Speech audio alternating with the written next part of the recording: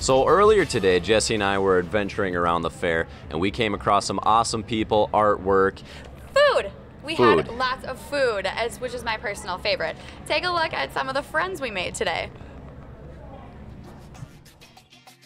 Would you like to explain a little bit about what you're displaying for everybody here today at the fair? Sure. I do drawings, kind of an unusual art form. I'm working on drawings of railroad depots, historic depots from around Minnesota and Wisconsin and North and South Dakota, and working from photos that I took over 45 years ago when I was really young.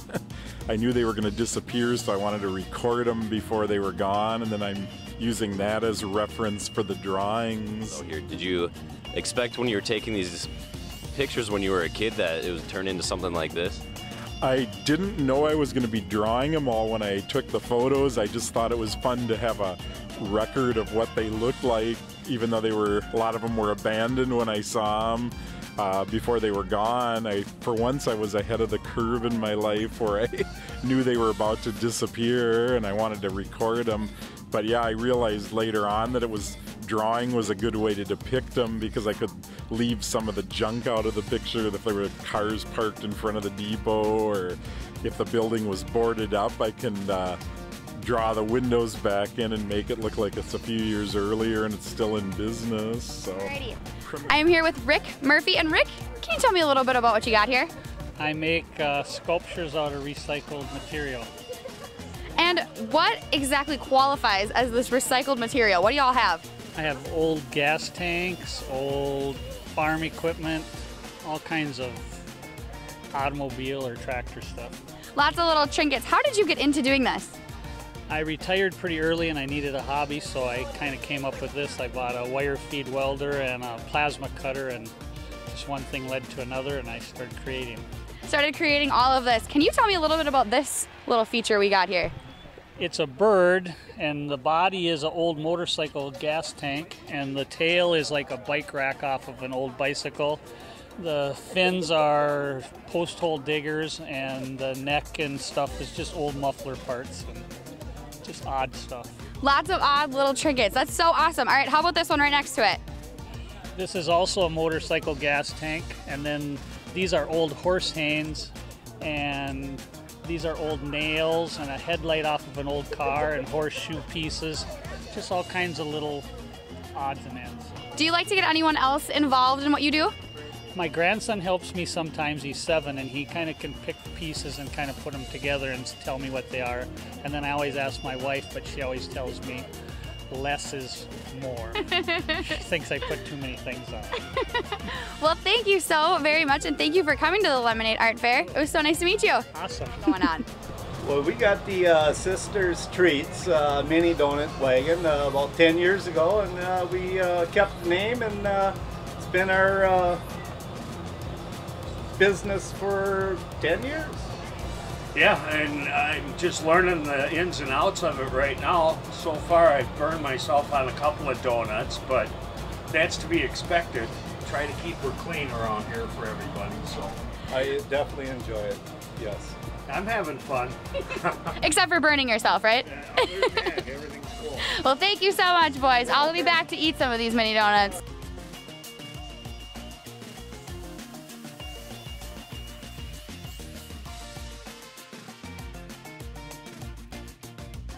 Pretty much the best cheese curds in the world from Ellsworth, Wisconsin. Yeah, and the finest smoothies in the world also. In the world? Now, what qualifies them to be the best in the world? Well, we're also at the Minnesota State Fair, and that's like the biggest fair pretty much in the United States, or the second biggest. So I think that's pretty much talks about it. Yeah. So basically what we're doing is coiling the clay around a central base and then just kind of working it up, and it'll gradually, get higher, and we'll be doing that throughout the day. Throughout the day, all day today? Yes. Alrighty, and what do you come here with? Who are you here with? I'm actually here with the St. Cloud Hospital and the Paramount as well. Awesome. Do you guys do this every year? Yes, I've done it 2 years now. And how long would you like to keep doing it? As long as I can. You love it? Yes, absolutely. Thank you so much, Alex. And you got a lot of puppets, it looks like. We do. We make puppet marionettes, and we also make bow and arrows right beside us.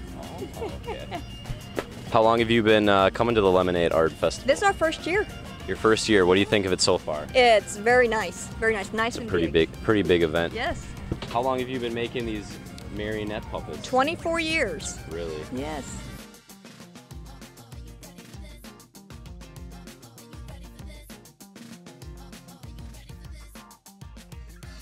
One of the vendors right here with me, Mark Solwold from Cindy's Cinnamon Roasted Nuts. Mark, how you doing? I'm doing great. Enjoying the Lemonade Art Festival like we always do every year. Absolutely. So how many years have you been here? You know, I think it's about 10, but Okay. so many times it's hard to remember. So many times that you don't Many even remember. times. This is a great venue. You'll notice the same vendors coming back year after year. Which is awesome. Can you tell me a little bit about your booth? Yes, so Cindy's Cinnamon Roasted Almonds. Cindy is my mom. So she's the smart one sitting at home right now. So we're a family-based company. My two brothers are down on the Nicollet Mall, downtown Minneapolis, and so we're up here at another Lemonade Art Festival. And so we've been selling nuts for about 13 years. And it all started when my dad retired, but he didn't like being retired. So he was a school bus driver for about a year, and then they were down in Florida at a horse show. And 3 days later, and about $20 later, buying cinnamon roasted nuts, he inquired with the guy and signed a no-compete, and if you teach him how to do it. And whole family started off the Minneapolis Farmers Market, one chilly spring morning, one roaster, and now we have 10 roasters. We're at the Minnesota State Fair. Please see us in the International Bazaar. We're at the Minneapolis Convention Center. We're at downtown, like I said, right now, and farmers markets, and we'll go where people like delicious food. Clearly, and you're here, which we love delicious food. Can you tell me a little bit about how you make them? Sure. So they are gluten-free and dairy-free. Okay. So they are roasted with vanilla, cinnamon, sugar, and water, and about a $10,000 roaster. You could do it at home, but you'd be stirring a lot. Yeah. And changing of the heats gets a little difficult. Which, yeah, a little bit difficult. You gotta wear gloves and everything, I assume. Yes, hot mitt, plenty of burns, and it's kind of like having a garden. It's actually sometimes easier to go to buy it at the store or from the farmer's market than to do it yourself with all the weeding. And now, how about, who's all helping you out today? oh, my good friend, Terry Ziesel, and she and I teach together. Actually, she's just celebrating her retirement. So she decided to come help me out. Yeah, she's got something to do now, though. She does have something to do as she sees, what her next career is going to be. There you go. You can turn this into a whole career. Absolutely. We want to keep her on board. Absolutely. Now, you said that your brothers also do this down in the cities, in the Twin Cities area and everything. Any other family members that help out? There's just the three boys. My two children, I have one that just finished second grade, just finished first grade. So they help me a little bit. They they put the water in the water jugs. Okay. And so they'll find out how much money they earned at the end of this.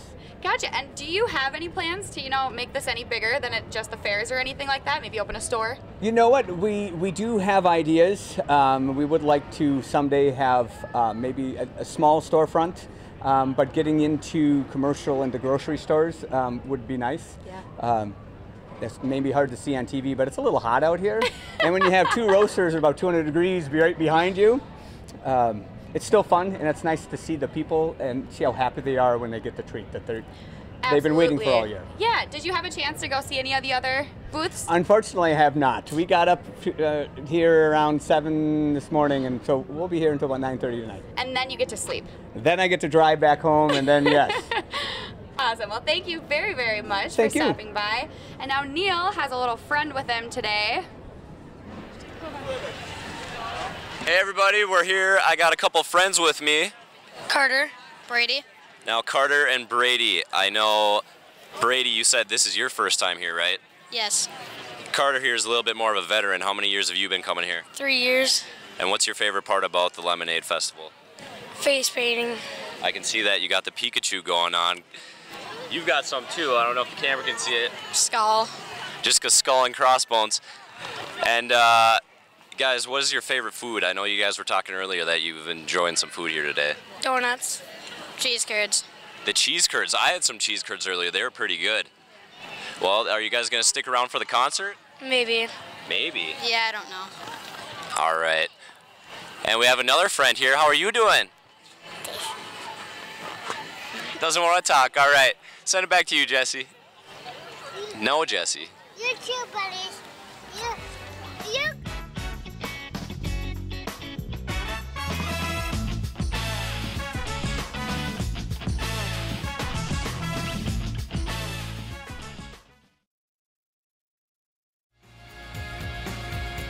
You're watching UTVS, local TV for the Granite City. Visit utvsnews.com for all of your local news.